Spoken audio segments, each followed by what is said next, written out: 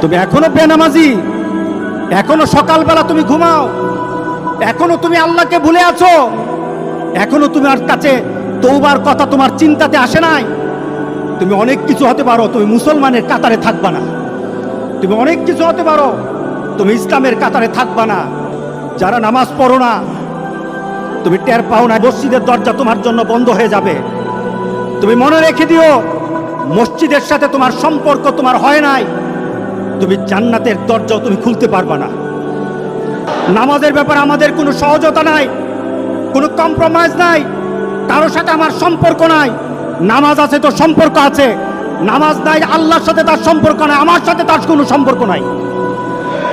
আপনি ঘোষণা দেন, পরিবেশ সুন্দর হয়ে যাবে, তওবা কবুল হবে, আল্লাহ আমাদেরকে রক্ষা করবেন, আল্লাহ আমাদেরকে রক্ষা করবেন ইনশাআল্লাহ। আল্লাহর কাছে তওবা করে করে কাঁদি, মাবুদ আমাদেরকে তুমি এই গজব থেকে বাঁচাও, আমাদের গজব থেকে বাঁচাও। আল্লাহ যেন সবাইকে হেফাজত করে, আল্লাহ যেন সবাইকে হেফাজত করে। নামাজ যারা পড়ে না, ঘাড় ধরে ধরে তাদেরকে আনেন। কেন নামাজ পড়বা না? তুমি মুসলমান, এই মুহূর্তে তুমি আমরা এক কাতারে দাঁড়াই। এটা যদি আপনার সন্তান হয়, ধরেন নামাজ পড়তে আসো। মুহাম্মদ সাল্লাল্লাহু আলাইহি সাল্লামের কথা কঠিন ছিল নামাজের ব্যাপারে। রাসূল সাল্লাল্লাহু আলাইহি সাল্লাম বলেছেন, তোমার সন্তান 7 নামাজ শিখাও, তোমার সন্তান 10 নামাজ না পড়লে তারে পিটাও। কে বলেছেন? কে বলেছেন? রাসূল বলেছেন। তাহলে রাসূল কঠিন হলেন না? নামাজের ব্যাপারে কঠিন না? নামাজের ব্যাপারে আমরা কখনো সহজ হব না। সুতরাং আমার রাসূলের কথা হলো, তওবা তো তখন পর্যন্ত। আমার আল্লাহ বলেছেন, লাইসাতিত তাওবাতু লিল্লাযিনা ইয়ামালুনাস সাইয়্যাত। একটা মানুষ পাপ করার পর সে তওবাটাকে লেন্দি করে, তওবাটাকে সে দূরে সরিয়ে দেয়, মনে করে এখন না আরো পরে তওবা করব, শালি পরে করতে থাকে, তার জন্য তওবা নাই। হাত্তা ইদা হাদরা আহাদাহুমুল মাউত, যখন মৃত্যুর দুয়ারে চলে যায়, যখন সে কোয়ারেন্টাইনে চলে যায়, যখন সে আইসিইউতে যায়, তখন বললে ইন্নী তুবতুল আন, এখন তওবা করতেছি। আল্লাহ বলেন, এটা আমার কাছে তওবা না।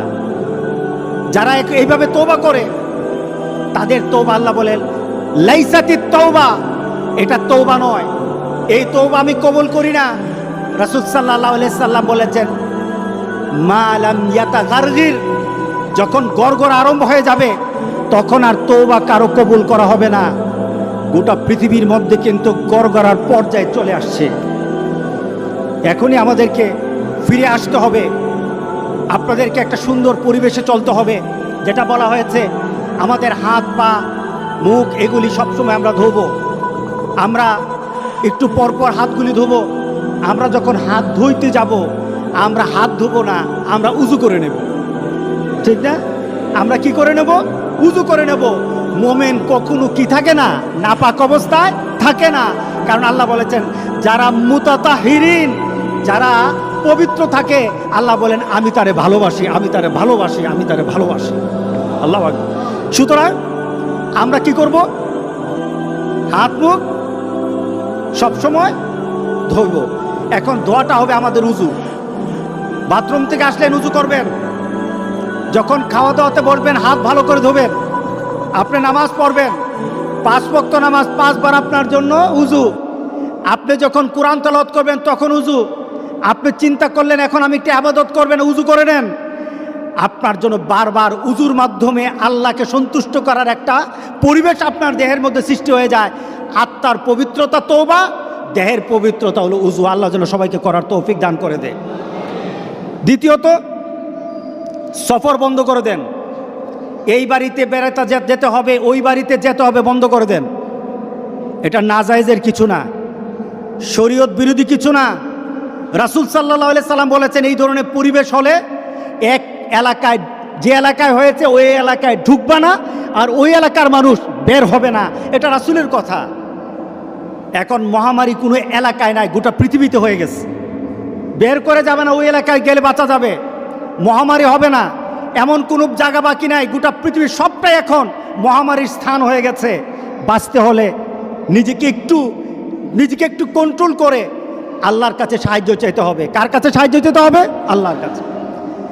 দ্বিতীয়ত, বাজারে দরকার আছে, বাজার আপনি যাবেন, তবে স্বভাব সুলভ বাজারে যাওয়া হবে না। স্বভাব সুলভ বাজারে যাবেন না। স্বভাব সুলভ কি? মন চায় বাজারে যান, মন চায় আড্ডা দেন, মন চায় চারশোলে বসেন, মন চায় দোকানে গিয়ে বসে থাকেন, এটা আর হবে না। কি বলেন? একটা সুস্থতা পরিবেশ ফিরিয়ে আনতে হবে। কি করতে হবে? আপনি আপনার ঘরেই থাকেন, আল্লাহর কাছে কাঁদেন।